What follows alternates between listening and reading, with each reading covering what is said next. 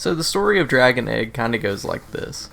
Now, the game's completely in Japanese, but I found a few places online, which I will link in the description, that have said they've translated the game. Here's the story they gave.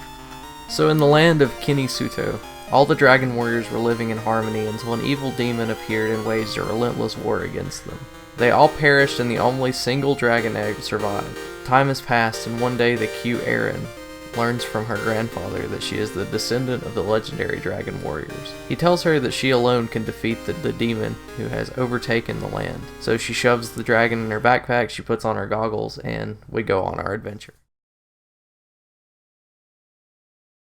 So as far as gameplay goes, it's the standard fare of the time. It's simple, fun platforming. One of the cool gimmicks about the game is the ability to upgrade the dragon. So when you first get the dragon, it starts out as an egg, and then you collect so many power-ups from enemies that are dropped at random, and it upgrades to just a dragon in your backpack, and it shoots fire. And then it upgrades again, you can ride the dragon. Then when you upgrade it one more time, it's just a more powerful version of the rideable dragon. The various forms of dragons can further be upgraded by buying power-ups from the shops.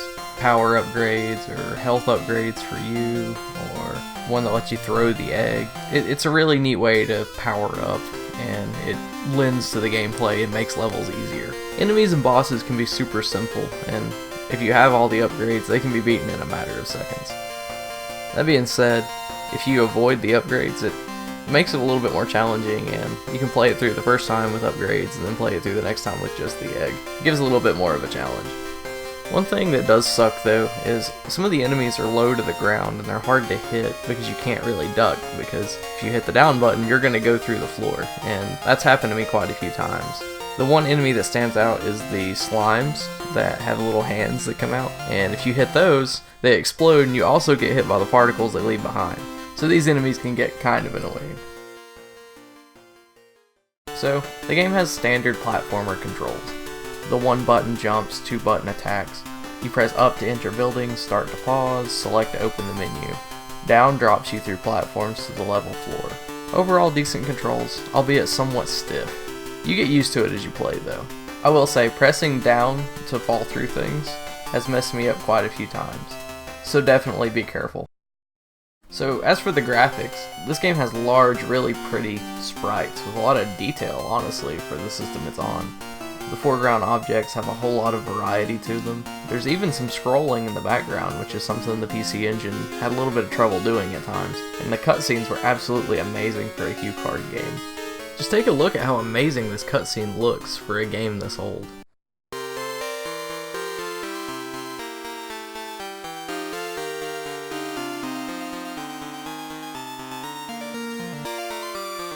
For a game that was probably a budget title, this game is absolutely amazing looking in a lot of ways. The shops look good, the enemies have really nice designs, all the items you can tell what they are. It's a really great looking game for the time. Compare it to a lot of other PC Engine games, especially HuCard titles, and it's hard to find one that looks any better than this one. I really enjoy it. I think that pixel artists today could honestly learn something from looking at things like this.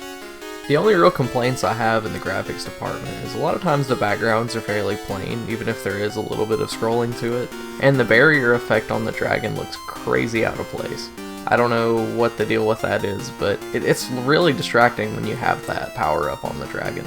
Overall, the graphics are really, really good for this game, and I definitely think that it's a good looking game for the time, and it's a good looking game now. As far as sound design goes, this game has some beautiful music. I've got a lot of it saved on my computer, and I listen to it here and there when I have a video game playlist going.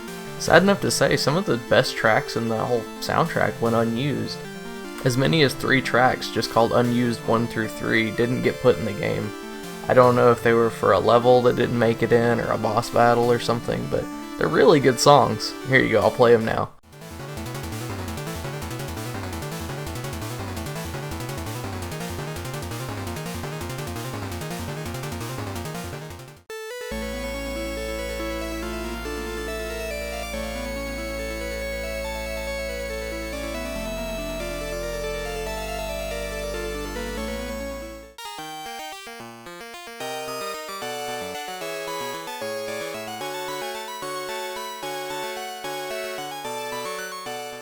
There's a lot of variety in the sounds and the music, but I will say they get kind of repetitive in the longer levels because they loop after like the 30 or 40 second mark. So you're going to be hearing all these songs throughout the video, you're probably going to get sick of them as well. But that being said, I really enjoy the music in this game. As far as level design goes, the levels all have neat little quirks to them, but sadly the mechanics are not introduced to you in a safe environment first. For example, one of the first things you see are these falling blocks in the first level. If you don't jump immediately after jumping on these, you're gonna fall down and die. And the saddest part is these are introduced to you in a safe environment in the next screen over. This just seems like a really odd design decision. Then in the second level you have this pink stuff that if you walk into it or you have slightly imprecise timing, you're going to take damage. Then in level 3, same thing. These laser beams are gonna hit you if you're not extremely careful, especially when you have the bigger forms like the third form dragon. So like a lot of platformers at that time, you have to act very deliberately and play the game enough to know how you should react to those situations. And then for level 4, you just sit on a raft the whole time. If you have a fully upgraded dragon, this level is an absolute breeze, and you don't even really remember it going by. This is easily the weakest level in the game. The levels here are nothing super special, they're not something you would write home about, but for what they are, they encourage replayability, and they lend themselves well to what the game is and what the game is doing. I would, at the end of the day, call it good level design, but not great. So, to sum it all up, I think Dragon Egg is a really nice game for the PC Engine. It's a fun game with nice sprite work, addicting, fun gameplay, and some really great music. It has a few flaws, has some stiff control, but you get used to that. I just kind of wish that the game had more to it. I mean, you can beat it in probably 30 minutes or less if you're really good at it. I think I beat it in 45. So, I wouldn't go out and buy this game. If you have maybe like a Turbo EverDrive or you wanted to emulate it, that would probably be the best way to play it because it goes for about 40 bucks at the time of making this video. So unless you're like a die-hard PC Engine fan, I wouldn't go out and spend that kind of money on it. It's probably not worth $40.